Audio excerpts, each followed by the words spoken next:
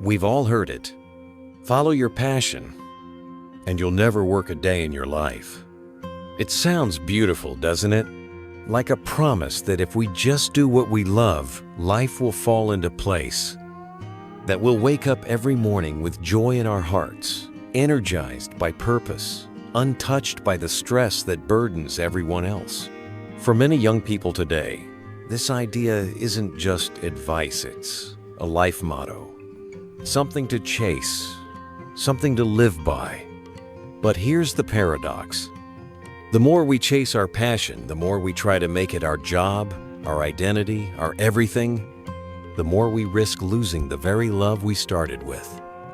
Because passion isn't a plan. It doesn't pay rent. It doesn't always grow on demand. And sometimes when we force it too hard, it stops showing up at all. So what happens when you give everything to your passion and it burns you out? What happens when you ignore your passion and it slowly eats away at your spirit? And what if there's a third way to live between obsession and avoidance? Today, let me tell you the story of Aaron. He believed in the dream completely. He followed his passion, and for a while, it felt like freedom. But then, something began to shift, and that shift changed everything. Aaron was 26 when he decided to quit his job. He had been working at a creative agency in Chicago, designing graphics for tech startups. The job wasn't terrible, it paid decently, had some flexibility, and came with a supportive team. But to Aaron, it felt like betrayal. A betrayal of the promise he had made to himself in college, that he would never trade passion for a paycheck. Since high school, he had been obsessed with painting. Late nights in his room with oil on canvas, lost in colors, music, and emotion, that was when he felt most alive. Art wasn't just something he loved, it was how he made sense of the world. And so, after 3 years in corporate life, Aaron decided to return to what he truly cared about. He gave notice at work, sold his apartment lease, and used his savings to rent a small studio space. His plan was simple: paint full-time, sell enough to cover rent, maybe teach a few art classes on the side. It wouldn't make him rich, but that wasn't the point. He wasn't chasing money. He was chasing meaning.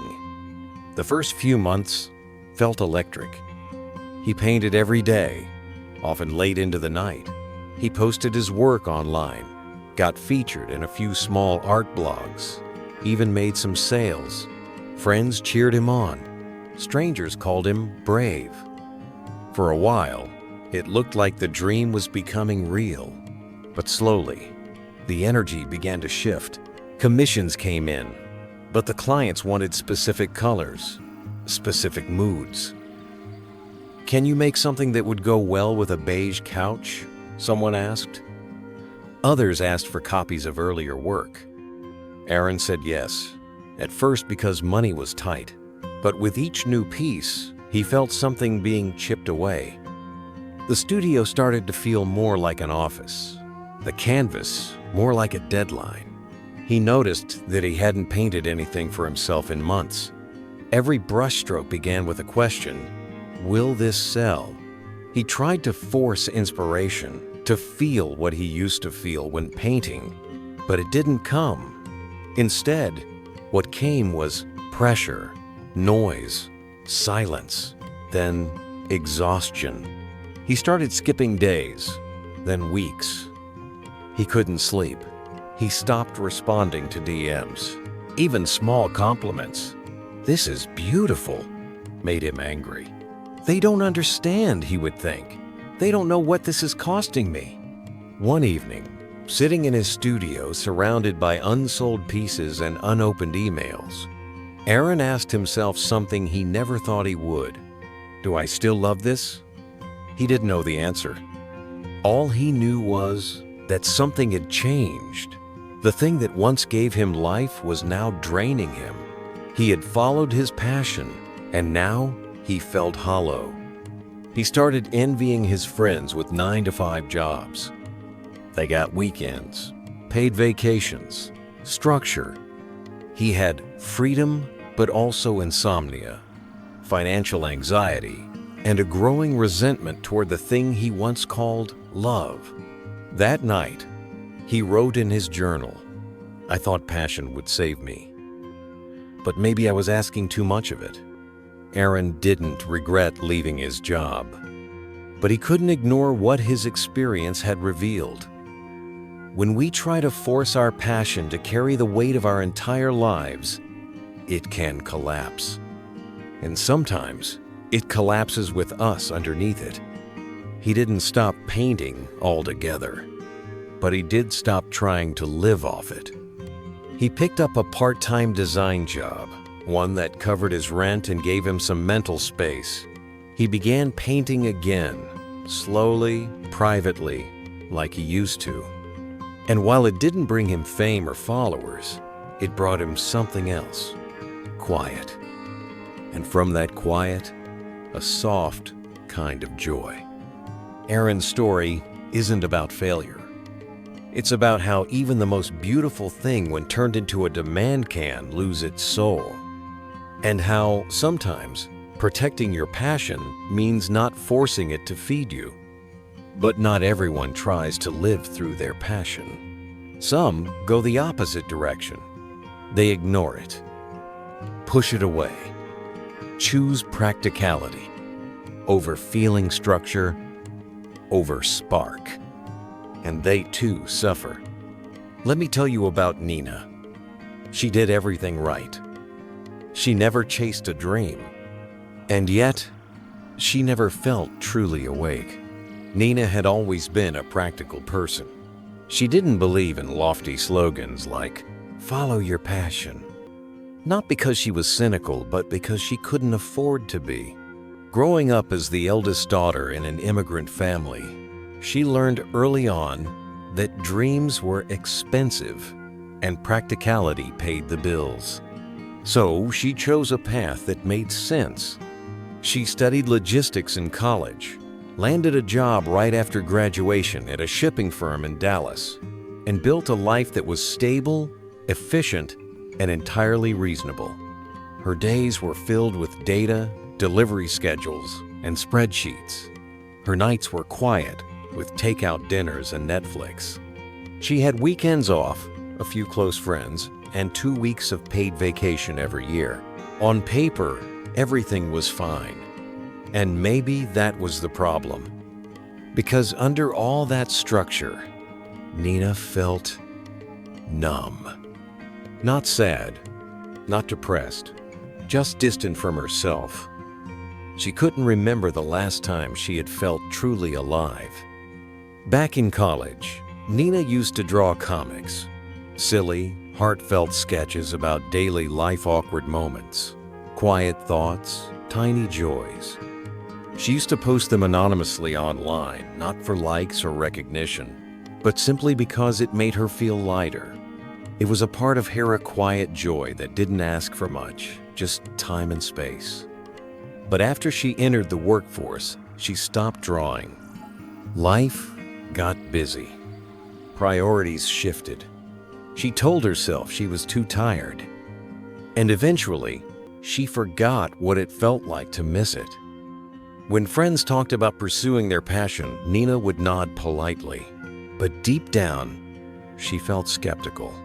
She had seen people burn out chasing dreams, end up broke, disappointed, or stuck doing something they once loved just to survive. She didn't want that. And yet, something still gnawed at her. She wasn't burned out. She wasn't unhappy. But she wasn't truly awake either. It was like living behind a sheet of glass, watching her life go by, unable to touch it fully. One afternoon, while waiting in line at a cafe, Nina saw a little girl at a nearby table sketching in a notebook. The girl giggled as she colored in a cartoon bunny, then proudly showed it to her mom, who smiled and kissed her forehead.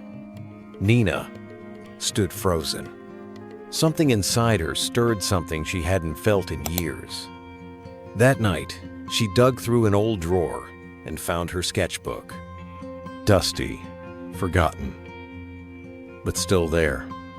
She flipped through pages of her old comics, messy lines, goofy characters, tiny captions, and suddenly she remembered this was what joy felt like. Not success, not praise, just creating, without pressure, without purpose. She didn't quit her job the next day. She didn't post a grand announcement or start a new account. But she bought herself a new pen, and the next morning, she woke up 15 minutes early, made tea, and drew. Just one frame. No caption, no plan. Only a quiet moment that belonged to her. She began doing it every day, 15 minutes before work. No one knew, but she knew. And for the first time in a long time, her life felt like it had color again. Nina still worked in logistics. She still attended meetings, still managed shipment routes. But something in her had shifted. Her life was no longer defined by absence, but by a quiet return. She didn't need her passion to become a career. She just needed it to exist, to remind her that she was more than her resume. Nina's story isn't about rebellion or reinvention. It's about a quiet reckoning, a decision to stop ignoring the parts of herself that made her feel alive. And then there are people like Julian. He didn't chase his passion blindly. He didn't bury it either. He found a way to live where passion and practicality could sit side by side without fighting for control. And in that balance, he found something rare. Julian never planned on becoming a writer. He was a software engineer by day, working at a mid-sized tech company in Portland. He liked his job enough to stay, but not enough to feel defined by it. It paid well, gave him space to think, and left his evenings mostly free. That was enough. What most people didn't know was that Julian woke up at 5:30 every morning. Not to work out, not to catch up on emails, but to write. Before the sun came up, before the world made any demands of him, Julian sat by his kitchen window with a cup of black coffee and wrote longhand in a leather-bound notebook. Essays, dialogues, observations, quiet thoughts. He never showed them to anyone. He never intended to.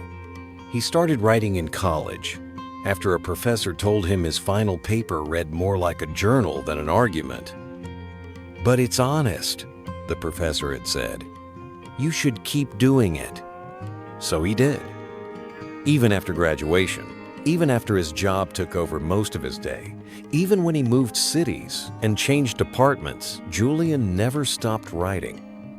Not because he thought it would lead somewhere, but because it made him feel human.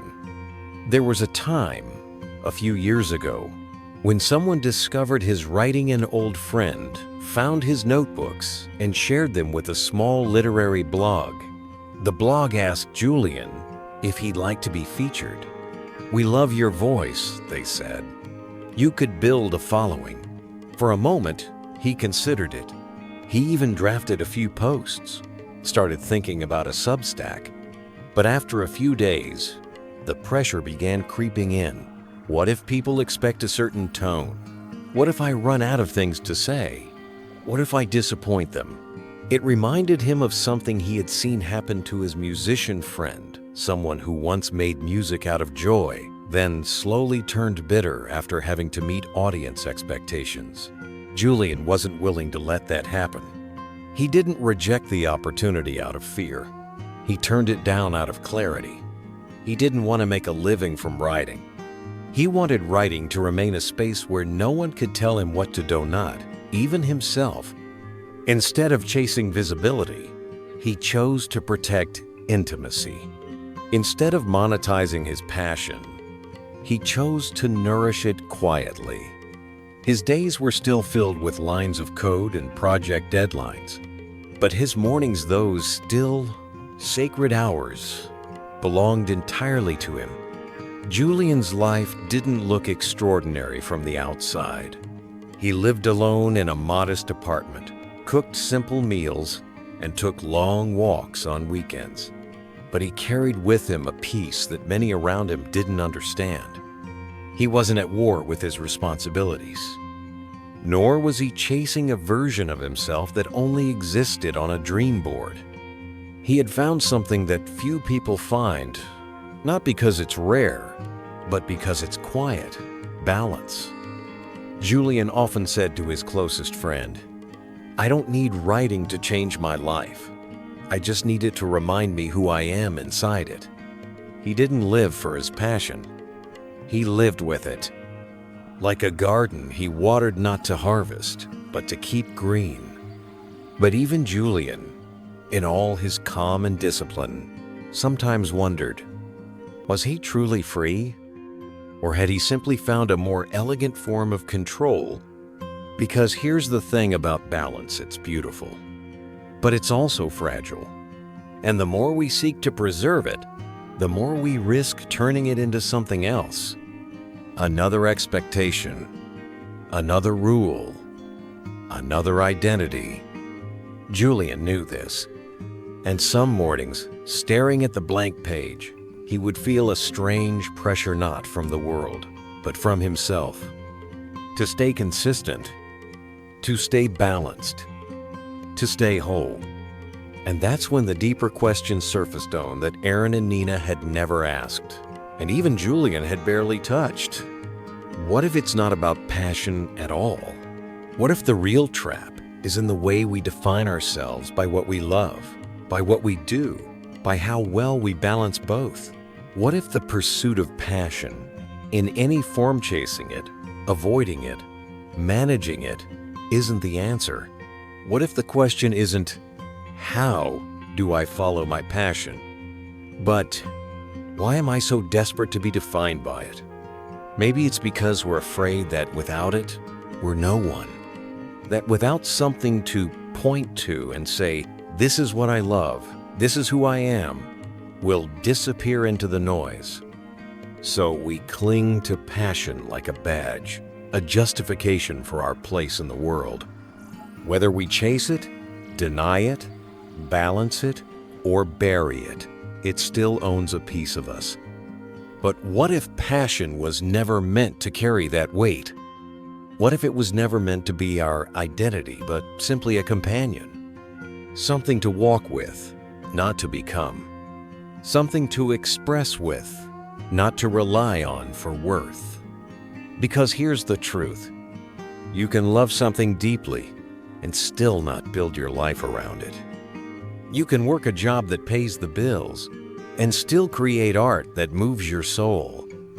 You can fail to turn your passion into a profession and still be whole.